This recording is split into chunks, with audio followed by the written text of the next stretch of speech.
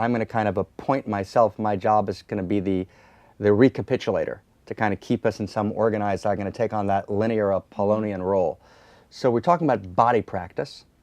We're talking about a body practice that allows for, or that demands surrender and a level of freedom. Yes.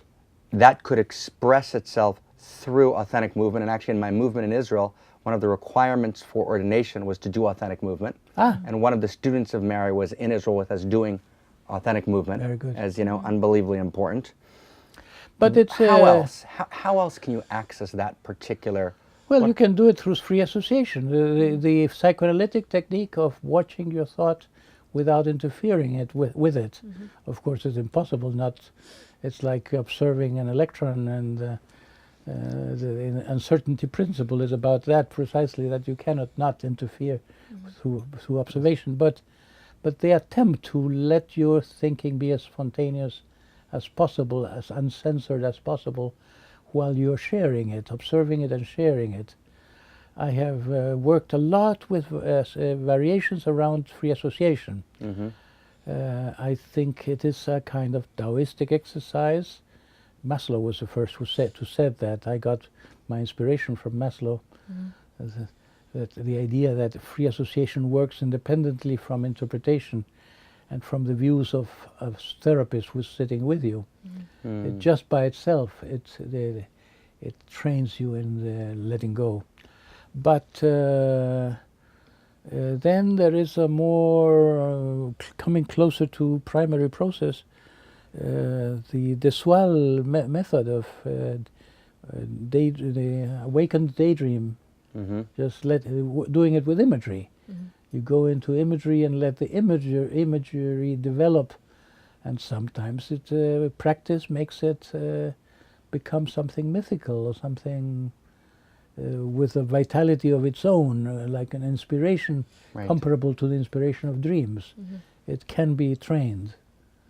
And all of these together form, and that's kind of the implicit breakthrough in your work and in the work of others, that these are all actually not things you just do at a seminar at Esalen, right? These are actually spiritual practices. You can bring them into your life. As a real and genuine nature, yes. Right? And they become new forms of ritual.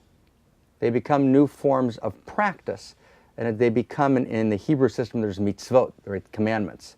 Yes. Right? We need a new set of, if not commandments, at least commitments to certain kinds of practice, because they give us something. And in kind of our spiritual bucket, of world spirituality, I think the first thing we've introduced is that Claudio is saying we need practices that allow for freedom in the sense of letting that inner mythic voice, letting that higher something that writes through your hand, right? Letting that tongue that speaks beyond your rational faculties, letting the transpersonal somehow descend into you and through you. But in order to do that, you need to free in some deep way. So that's a first bucket of practice. Yes. I would call that's all one bucket. So if I would then be kind of, obnoxiously masculinely linear and ask you to kind of, what would the second bucket be? Is that a fair question, Mariana? Great. Okay, what would the second? So that's a bucket of practice. Well, let's say love. Let's talk about love. Let's talk about love. I think... we like talking about love. That's a subject we like. I think love is not a single thing. Okay. I like to think of love as threefold. Okay.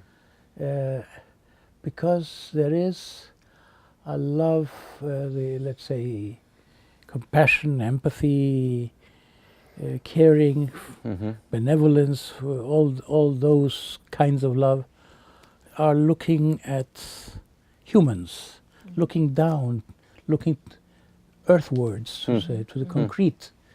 And there is a love that is directed to heavenly things. And these are like mother love and father love. Devotional. Devotional love. In some sense. Now, the old traditions say love God first, above all things. And maybe there's a wisdom in that, because it's easier to love God than to love humans who are so imperfect and sometimes troublesome. and we get irritated by them. It's harder with God.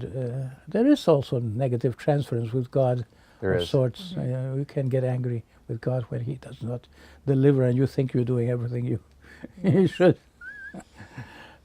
But there is two kinds, and then there's eros, There's eros. Freudian love, Right. the child, the father and the mother and the child again. I think there's a reptilian love, the mammalian love, which is the love proper, then the human love that was more the love of justice, love of the good and the true and the beautiful, and Right. love So practices higher with things. love.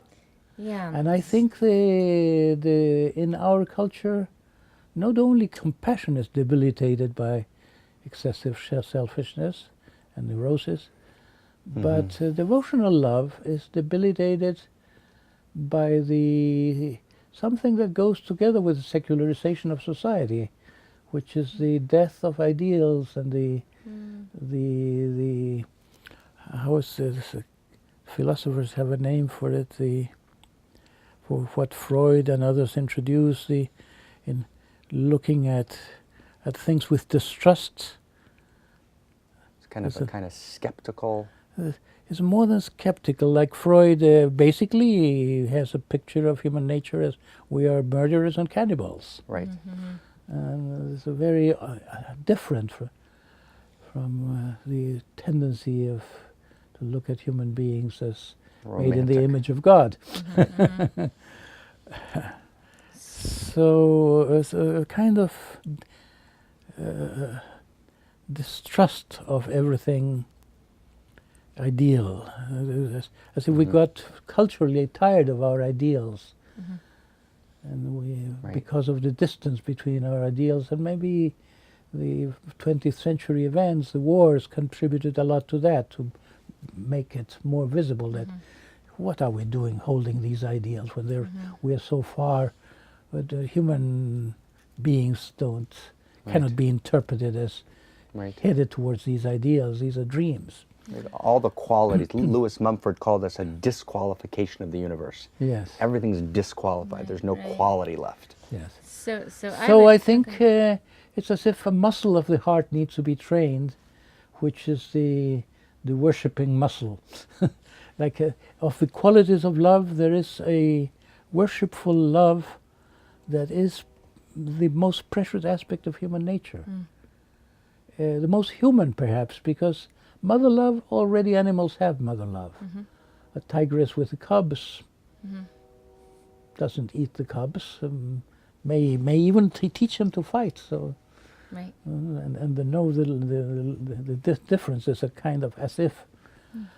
But humans have this capacity of loving something beyond the known, an intuition of our potential, perhaps. Loving what we will be once, what we will come to know when we are awake.